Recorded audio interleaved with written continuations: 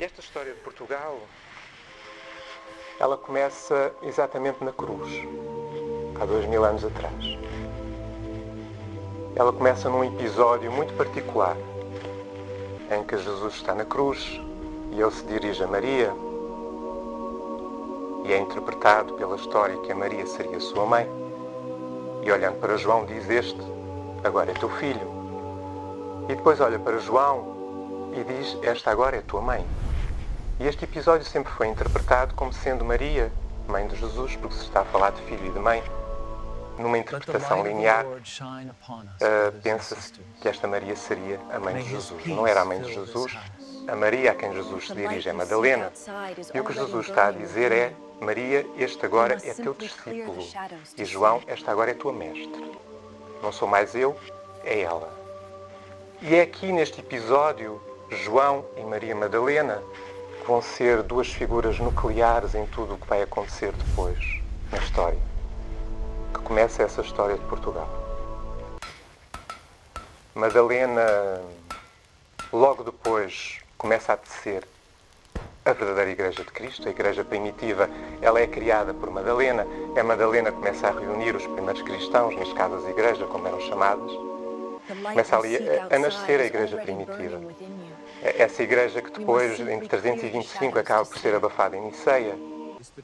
E nasce a Igreja atual, que é a Igreja de Constantino, não é a Igreja de Pedro, embora se diga que a Igreja de hoje é a Igreja de Pedro e de Paulo.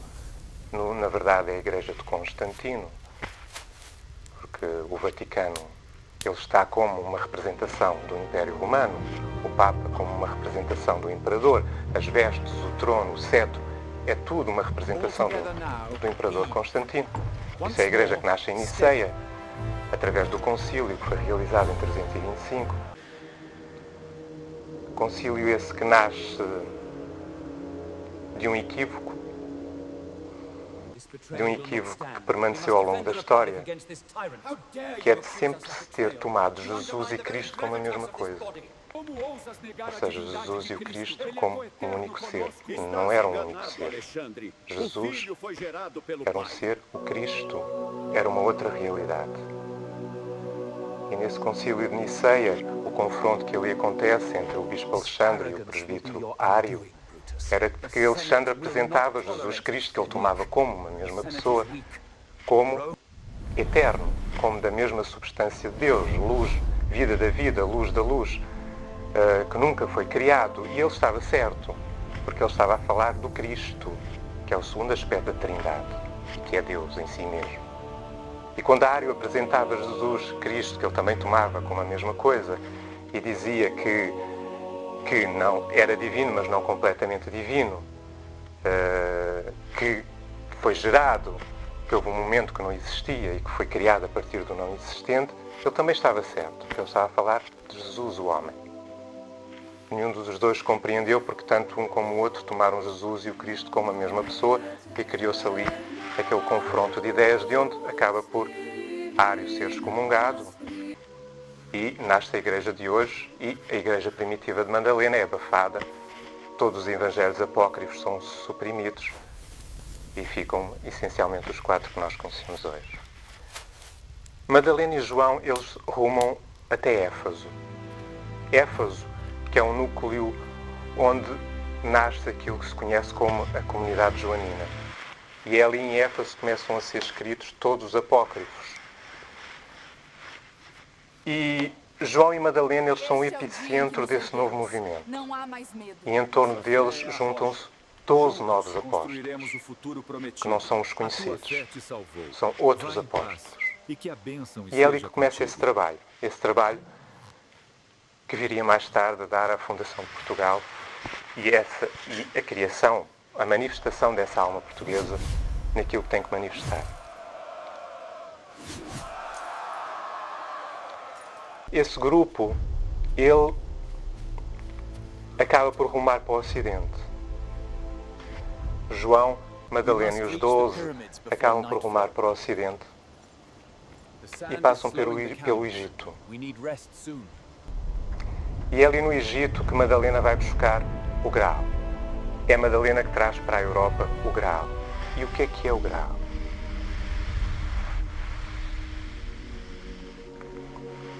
qualquer um de nós pode ser o Graal. Porque onde quer que o céu encontre a terra, ali está o Graal. Jesus foi o Graal, Madalena foi o Graal. Quando esse céu, que é o Cristo que desce, encontra a terra, que é a substância, esse receptáculo torna-se o Graal. E o resultado dessa alquimia, o que acontece ali, o que acontece desse encontro entre o céu e a terra, é aquilo a que nós damos o nome de Espírito Santo. Então, o Espírito Santo, ele não é nada que venha do céu, nem é nada que venha da terra. O Espírito Santo é essa alquimia que resulta do encontro do céu com a terra. E esse encontro acontece nesse receptáculo a que nós damos o nome de Graal, que pode ser qualquer um de nós. Mas existe um Graal muito específico. Existe um Graal muito específico que é formado por 3 pedras, 3 cristais. Esses 3 cristais, eles são, digamos, cristais de substância ascendida, não é substância planetária. E esses cristais, eles foram o epicentro de um trabalho que foi realizado no Egito por um ser que era conhecido como Serapis Bey. E o trabalho que ele realizava era conhecido como o trabalho ligado com a ascensão da matéria. E o epicentro do trabalho de Serapis Bey era exatamente o Graal. Essa chama da ascensão, que estava no centro desse templo, é exatamente o que nós chamamos o Espírito Santo. Que é essa substância lúcida, essa substância consciente, essa substância qualificada pela consciência do Filho, qualificada pelo Cristo. E Madalena, quando vai ao Egito buscar o Graal, ela está, de alguma forma, a trazer esse trabalho que tinha cessado ali, está a trazê-lo para a Europa. E ela traz essas 3 pedras, uma pedra central maior, que é uma pedra de ligação, que é um fio de ligação céu-terra, e 2 pedras menores, que são pedras polares, feminina e masculina. A representação desse Graal ao longo da história sempre foi feita pela flor de lis. A flor de lis, quando ela aparece ao longo da história, o que ela está a simbolizar é exatamente o Graal. Quando ela aparece nas armas da Ordem de Avis, por exemplo, a Ordem de Avis que é fundada, e nós já vamos ver isso com mais detalhe, que é fundada com a função de proteger esse Graal quando ele viesse para Portugal, lá está a flor de lis.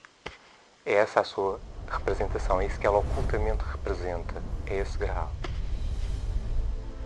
E Madalena, João e os 12, quando vêm para o Ocidente e entram por França, que é onde eles chegam, e essa história é conhecida da chegada de Madalena à França,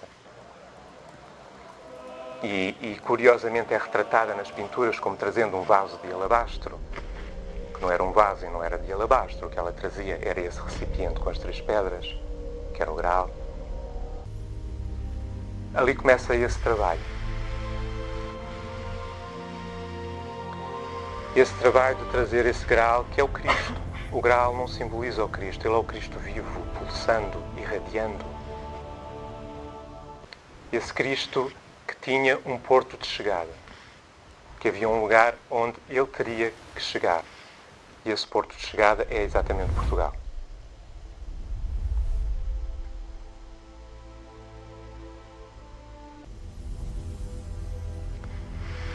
Os 12 mais os 14, no fundo, não é? Os 12 apóstolos mais João e Madalena, eles trazem o Graal e arrumam por Portugal. Eles fazem um périplo por Portugal. E aqui em Portugal eles vão, na presença do Graal, tecendo campânulas ao longo do país.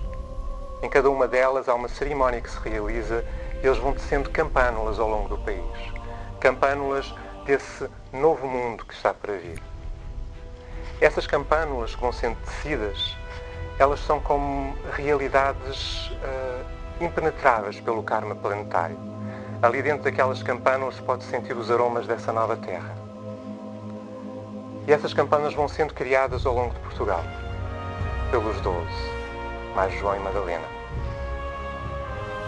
Sempre com o Graal no epicentro, o Graal que é o próprio Cristo, que está presente.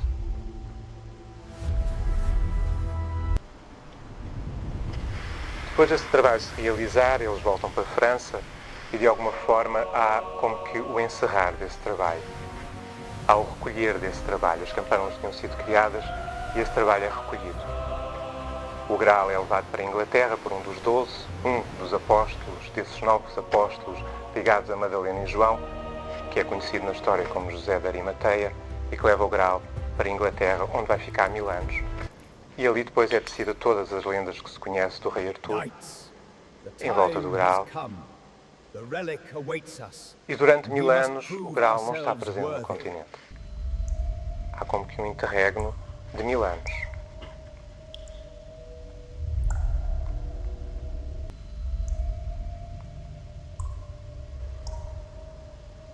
Mil anos depois, existe uma ordem que é fundada em França. Uma ordem que era conhecida na altura como a Ordem do Monastério do Sinai e que mais recentemente, através de alguns livros, é apresentada com o nome de Priorado do Sião. Que era uma ordem que sempre ambicionou, de alguma forma, de ter os poderes das nações da Europa. E embora essa ordem sempre tenha sido apresentada ao longo da história como uma ordem luminosa, ela nunca foi uma ordem luminosa. Era uma ordem que operava pela sombra. E o seu objetivo era simplesmente conseguir aquilo que ela conseguiu depois na Palestina, de trazer provas que comprovavam a linhagem sanguínea de Jesus, através de Sara, que era filha de Jesus e Madalena, de comprovar essa linhagem e depois com essas provas poder colocar nos poderes europeus um ser que fosse dessa linhagem, quase como que um representante de Cristo na Terra, que naturalmente que a ordem iria manipular por detrás em função dos seus interesses. Quando esta ordem começa a ganhar expressão e quando, à medida que ela se começa a movimentar para levar em frente os seus objetivos, a ordem contrária, luminosa, e eu aqui chamo essa ordem como a fraternidade e por isso a irmandade, que seria a ordem da luz, ela começa-se a movimentar. E a sua movimentação passa por trazer o Graal novamente para a Europa. 1000 anos depois, o Graal é trazido novamente para a Europa. Porque enquanto que o Graal estivesse presente, enquanto que o Graal estivesse vivo, não havia como essa ordem levar à frente os seus planos. Não havia como essa ordem tentar colocar nos poderes da Europa um descendente de Jesus e Madalena, como que apresentando como que o próprio Cristo encarnado, ou como um representante direto do Cristo, se ali ao lado estivesse vivo e pulsando o próprio. Porque o Graal é a presença do Cristo vivo, que está ali, pulsando. Então, para essa ordem era muito importante, quando o Graal vem para a Europa, se apossar desse Graal. Era muito importante para essa ordem que esse Graal fosse posto de lado, não estivesse ativo, porque ela não conseguiria nunca chegar aos poderes da Europa com esse Graal vivo. E quando a Irmandade, digamos que o lado luz, se apercebe das intenções da ordem do Monastério do Sinai, conhecida mais recentemente como Priorado do Sião, o Graal é trazido para a Europa. E o Graal é trazido para a Europa e é entregue a um ser que numa encarnação passada foi um dos 12 que circulou por aqui com João e Madalena. Esse ser nós conhecemos como Bernardo de Claraval. Madalena aparece a Bernardo de Claraval e dá-lhe 3 tarefas. Ele tem 3 incumbências muito específicas. A primeira é receber esse Graal, que veio de Inglaterra, e levá-lo para o sul da França, entregá-lo nas mãos dos sacerdotes cátaros. No fundo, os cátaros no sul da França, eles estavam a tentar ressurgir a igreja primitiva, a igreja que Madalena fundou e que foi anulada em Niceia. Os cátaros estavam a tentar trazer essa igreja. Essa igreja que não precisa de intermediários, essa igreja que nos diz que nós podemos ter o contacto direto com a divindade, que nós não precisamos de um sacerdote que nos diga como é que esse contacto tem que ser feito. E no fundo todo o movimento dos cátaros no sul da França, ele traz toda essa visão. Tu és filho do Pai e tu podes contactá-lo diretamente. Não precisas de um sacerdote, não precisas de uma ordem organizada e estruturada para o fazeres. Esta é a igreja primitiva de Madalena. É quando a pessoa entra em contacto direto com a divindade. Em si, aqui dentro. Não precisa de nenhuma estrutura externa para que esse contacto aconteça. E é nas mãos dos cátaros que Bernardo entrega o Graal. Era da incumbência dos cátaros, desses sacerdotes, velar pelo Graal, mantê-lo vivo, pulsante, ativo, para impedir exatamente que a ordem do monastério do Sinai pudesse conseguir os seus objetivos. A segunda tarefa que foi dada a Bernardo de Claraval era fundar em França a ordem que iria ter a função de proteger o Graal enquanto ele estivesse em França. E Bernardo funda os Templários. Os Templários não foram fundados para ir para a Palestina.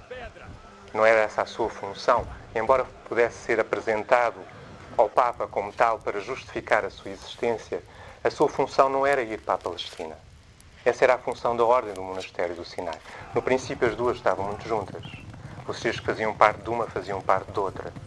No fundo, os cavaleiros que depois vão dar origem aos Templários, eles vêm da ordem do monastério do Sinai. Até ao ponto que há uma cisão entre as duas, quando se percebe qual eram os objetivos da ordem do Sinai e qual eram os objetivos dos Templários, que eram exatamente opostos.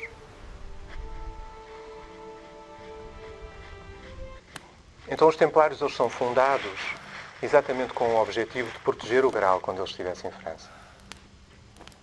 E o segundo objetivo dos Templários, e essa acaba por ser a terceira tarefa de Bernardo, é fundar a nação que iria mais tarde receber o Graal, exatamente Portugal, ou Porto do Graal. É para isso que este país foi fundado. Ele foi fundado para receber o Graal enquanto objeto, enquanto essas pedras, para depois, mais tarde, receber o próprio Cristo, a substância do país. Essa alma de Portugal, esse Portugal que é fundado 1000 anos depois das cerimónias que se realizam aqui no país por Madalena e João, mas a alma de Portugal ela é tecida por Madalena, João e os 12. A alma é antecedida 1000 anos da fundação do país. A alma de Portugal ela manifesta-se 1000 anos antes da fundação do país. Durante esses 1000 anos, a alma já estava viva aqui, já estava a alimentar os povos que por aqui passavam. Os lusitanos e todos os outros já eram alimentados por essa alma. Essa alma que, no fundo, é uma função, é uma tarefa. É aquilo que este país tem que manifestar. Portugal é fundado 1000 anos depois da alma ser, de alguma forma, manifestada e plasmada. E essa era uma das incumbências de Bernardo, fundar o país que iria receber o Graal. E a função dos Templários, quando os Templários são fundados e é apresentado ao Papa como a necessidade da sua fundação de ir para a Terra Santa combater os infiéis, está certo, no fundo está certo, só que a Terra Santa não era a Palestina, a Terra Santa era Portugal. E os infiéis não eram os mouros, infiéis, entre aspas, evidentemente, dentro da mentalidade de então. Não eram os mouros que lá estavam, eram quem aqui estava. E então essa nova Terra Santa, essa nova Jerusalém, que acaba por ser Portugal, era a função dos Templários, vir aqui ajudar a fundar o país que iria receber o Graal e proteger o Graal enquanto eles estivessem em França. Quando a ordem do monastério do Sinai toma consciência da presença do Graal em França, quando isso se torna claro para eles, começa todo o movimento da ordem. E nós vamos ver que ao longo da história a ordem sempre se movimentou para tentar anular a presença do Graal. Começa todo o movimento da ordem para se apossar do Graal. Então, todo o movimento que nós vamos assistir na história de suprimir os cátaros no sul da França, através da cruzada que ficou conhecida como a Cruzada Albigense, que vai gerar um dos maiores massacres que aconteceu na Europa, ele tem por detrás do rei de França e por detrás do próprio Papa. Ou seja, a cruzada é justificada aparentemente pelo rei de França por todo o poder que os nobres do sul da França tinham em relação ao rei. E é justificada pelo Papa porque eram considerados hereges, porque iam contra a doutrina instituída, porque eram estes sacerdotes que diziam que não era necessário o clero, que as pessoas podiam contactar Deus diretamente, que não era necessária a instituição. E isto naturalmente pela Igreja é visto como heresia. Mas por detrás da Igreja e por detrás do rei de França estava a Ordem. Estava a Ordem do monastério do Sinai, manipulando esses dois núcleos de poder. E manipulando esses dois núcleos de poder para conseguir simplesmente se apossar do Graal, que se encontrava nas mãos dos cátaros, mais precisamente na fortaleza que era conhecida como a Fortaleza de Monte Seguro. Era ali que o Graal se encontrava. Toda a cruzada albigense tem por detrás como objetivo principal, embora não conhecido, se apossarem do Graal. Esse massacre acontece, ele é conhecido da história. O Graal é retirado da fortaleza pelos Templários, ou seja, os Templários cumprem a sua função, que era proteger o Graal enquanto ele estivesse em França. E eles cumprem a sua função. O Graal é retirado da fortaleza e fica ao cargo dos Templários, fica com os Templários. Juro solenemente proteger o Santo Graal. Enquanto isso, Portugal é fundado. O país que é criado para receber esse Graal. É essa a sua função. Receber o Graal, que deveria, o seu porto de chegada deveria ser Portugal, onde iria continuar o trabalho que se iniciou no Egito. O trabalho que Serapis Bey inicia no Egito, na presença desse Graal, dentro do templo que é conhecido como o Templo da Ascensão, ele iria ter continuidade aqui em Portugal. Portugal é fundado, e ele é fundado por um discípulo direto de Bernardo, que era Dom Afonso Henriques. No fundo, o fundador de Portugal não é Dom Afonso Henriques. O fundador de Portugal é Bernardo de Claraval. É ele que funda Portugal. É ele que está por trás da fundação da nação.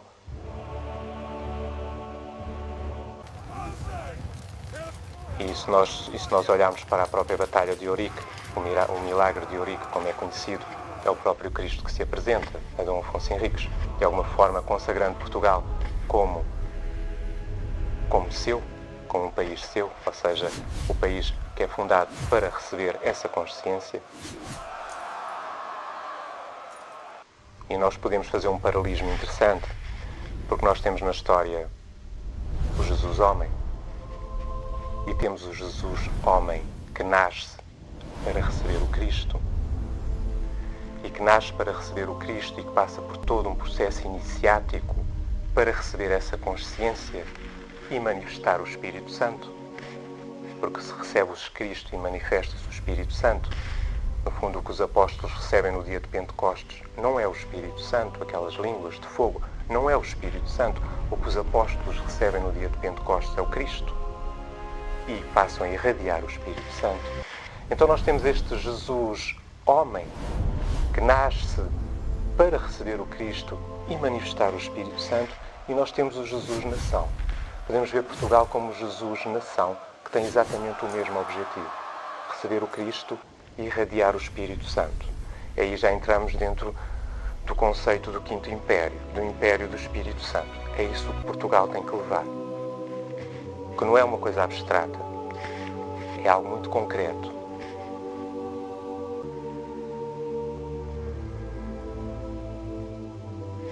Esse Jesus, homem que passa pelas iniciações, e Jesus nasce com a primeira iniciação, por isso é um ser que nasce já dentro da sua tarefa, nasce já ungido pela sua alma. A primeira iniciação é conhecida como a iniciação em que o ser pela primeira vez contacta a sua alma, pela primeira vez sente o aroma da sua alma. E Jesus nasce já com a primeira iniciação. Da mesma forma, Portugal é fundado já com a primeira iniciação.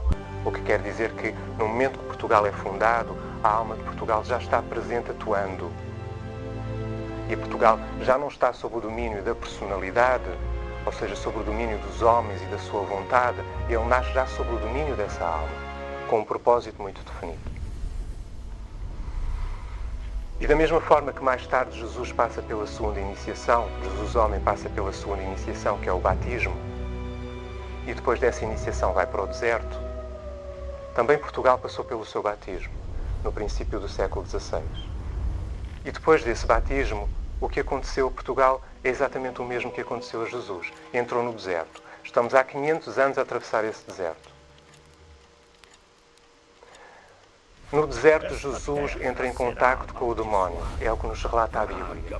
aquele demónio que Jesus encontra no deserto não é nada externo a ele. Jesus não está a contactar nenhuma realidade externa a ele. Aquele demónio que Jesus contacta no deserto é ele próprio. É Jesus confrontando o seu próprio ego. É Jesus confrontando as suas próprias dores. É Jesus confrontando o seu próprio medo. Esse é o demónio que lhe aparece. E todo aquele diálogo que se estabelece no deserto entre Jesus e o demónio é Jesus, a alma, conversando com o ego. É esse o diálogo que ali está. E no fundo a segunda iniciação, ela traz-nos isso mesmo. O ser entra no deserto, a alma de alguma forma se recolhe e o ser tem que confrontar os seus próprios medos. Se na primeira iniciação houve uma aproximação da alma, houve o sentir pela primeira vez desse aroma da alma, na segunda iniciação, que é a travessia do deserto, essa alma se recolhe. Essa alma se recolhe para que nós possamos confrontar esses demónios. Um ser não se pode tornar um verdadeiro servidor do plano evolutivo se primeiro ele não for lá ao fundo contactar com esse medo dentro dele e resgatar esse medo dentro dele. E ele tem que o fazer sozinho. Sozinho entre aspas, porque nunca ninguém está verdadeiramente sozinho. Mas ele tem que o fazer sem uma mão a segurá-lo. E a travessia do deserto, porque todos os seres vão passar e todos passam por essa experiência de atravessar esse deserto, é exatamente o processo que Portugal viveu com a sua segunda iniciação. Essa segunda iniciação que acontece no princípio do século XVI. E a partir daí Portugal entra no deserto, onde se encontra até hoje. Se nós olharmos para a história, o que acontece logo depois do princípio do século XVI é o descalabro total. Depois de Dom Manuel, digamos que o último rei onde essa alma se fez presente foi Dom Manuel. Depois vem João III, já entrou a Inquisição em Portugal. Depois vem Dom Sebastião e a perca da independência. E por aí foi. A partir daí não houve mais reis inspirados por essa alma. A partir daí todos os reis que vieram a seguir eram simplesmente reis no exercício do seu livre-arbítrio normal e das suas decisões humanas e nunca mais se fez presente essa alma durante estes 500 anos onde nós nos encontramos até hoje. Então Portugal está na travessia do deserto há 500 anos. Enquanto o Graal foi resgatado dos cátaros pelos templários, em Portugal existe um ser muito especial, que nós conhecemos como Rainha Santa Isabel. Rainha Santa Isabel, que numa encarnação passada foi Sara, filha de Jesus, e Madalena. E por isso um ser que tinha uma ligação muito forte com Madalena. E é exatamente pela mão de Isabel que o Graal vem para Portugal. Isabel passa por um conjunto de iniciações. Ela passa pelo processo da quarta iniciação, que é a crucificação em Alenquer. E a crucificação dentro do processo iniciático, que em Jesus é simbolizado pela crucificação, é quando o ser entra em contacto com as dores do mundo. Se na segunda iniciação no deserto o ser entra em contacto com as suas próprias dores e tem que as resgatar, na quarta iniciação o ser entra em contacto com as dores do mundo. Isso é o simbolismo da crucificação. E Isabel passa por esse processo em Alenquer, onde ela, em recolhimento, entra em contacto com essa dor e depois, na sua vivência da quinta iniciação, em Dornes, dá-se um processo em que Isabel se funde com Madalena. Madalena e Isabel tornam-se uma só. O processo da quinta iniciação é talvez um dos processos iniciáticos mais belos de um ser. É aquilo que é conhecido como o matrimónio superior. E o matrimónio superior, em termos poéticos, é quando a alma e a mônada, ou o espírito, se fundem numa só. É quando se dá essa fusão entre a alma e o espírito. E, embora poeticamente nós possamos ver dessa forma, a alma que se funde com o espírito, dentro dessas núpcias que acontecem naquilo que se conhece como o corpo de luz, que são as vestes que envolvem essa cerimónia, na verdade não existe uma fusão entre alma e entre espírito. Existe apenas a diluição desses núcleos. A alma se dilui o espírito se dilui e a consciência, que é aquilo que nós não somos uma alma, nem somos um espírito. Nós no princípio da nossa etapa terrestre, nós nos identificamos com uma personalidade e achamos que somos uma personalidade. E depois temos este processo de perceber que nós não somos uma personalidade, que nós somos algo mais. E depois passamos para a fase seguinte em que achamos que somos uma alma. E depois que somos um espírito. Mas personalidade, alma e espírito, eles são corpos. Eles são aquilo a que eu chamo de estabilizadores de consciência. O que nós somos é essa consciência. É essa consciência que se encontra estabilizada nesses diferentes núcleos. Um espírito que permite que a consciência fique estabilizada num nível mais alto, numa dimensão mais alta, a alma numa dimensão intermédia e a personalidade aqui embaixo. Na quinta iniciação o que acontece é a diluição desses núcleos. A alma e o espírito são diluídos e a consciência ela concentra-se toda num único núcleo. E esse único núcleo é aquilo que se chama corpo de luz. Corpo de luz que foi tecido por nós, tal como uma tecedeira que vai fio a fio tecendo as vestes desse corpo de luz, nós fomos construindo ao longo das encarnações. Se os outros nos foram ofertados, se um espírito e uma alma nos foi ofertada pelo Pai, quando nós descemos aos planos materiais, o corpo de luz fomos nós que o construímos ao longo das encarnações. O melhor de cada encarnação nós fomos colocando ali e fomos tecendo esse corpo. É como se nós, antes de entrarmos dentro do espaço e do tempo, dentro desta dimensão dual, estivéssemos ao lado do nosso Pai e Ele nos dissesse que nós tínhamos que ir para aquela ilha lá longe, estivéssemos na praia junto com Ele, e Ele dissesse: temos que ir àquela ilha, temos coisas a aprender ali. É como se Ele nos ofertasse um barco, nos dissesse: está aqui esta embarcação que te permite ir para lá. Eu te ofereço esta embarcação para tu ires para lá. Mas para tu regressares a mim, tu tens que construir a tua própria embarcação. E tens que a construir com os materiais que encontrares nessa ilha. Então, isto é o corpo de luz que nós fomos tecendo ao longo das encarnações. Na quinta iniciação o que acontece é a diluição desse barco que o Pai nos ofertou.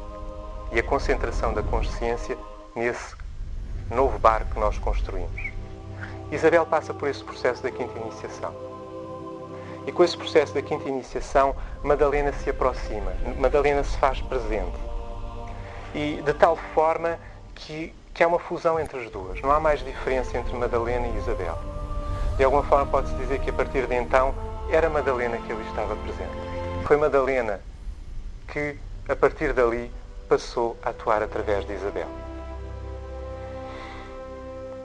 E é Madalena que, todo o processo daí em diante, é Madalena que está conduzindo esse processo. Não é mais Isabel, não é mais o rei Dom Dinis.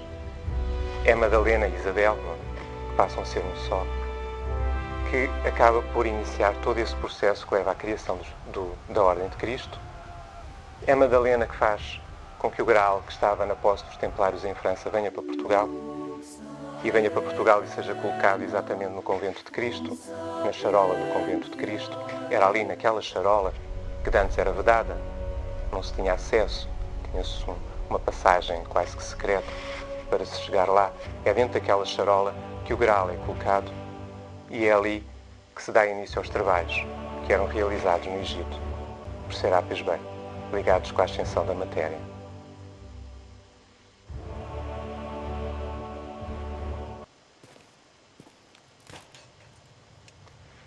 Com a presença do Graal em Portugal, são criadas duas ordens que têm funções muito específicas. A Ordem de Cristo, ela tem o papel em Portugal igual àquela que os cátaros tinham em França, quando o Graal lá se encontrava. A sua função é velar pelo Graal. E a Ordem de Avis, que é fundada com a função que os Templários tinham em França, proteger o Graal. Enquanto que a Ordem de Cristo velava pelo Graal, a Ordem de Avis tinha a função de o proteger e de impedir que, de alguma forma, a Ordem do Monastério do Sinai pudesse se apossar do Graal. E eles não desistiram, não conseguiram em França. Embora do massacre que realizaram no sul da França contra os cátaros, não conseguiram o Graal. Apesar de todas as perseguições que os Templários depois são alvo, e quando o Graal passa para as mãos dos Templários e a Ordem do Monastério do Sinai sabe que o Graal está nas mãos dos Templários, começa todo o movimento da Ordem para se apossar do Graal novamente.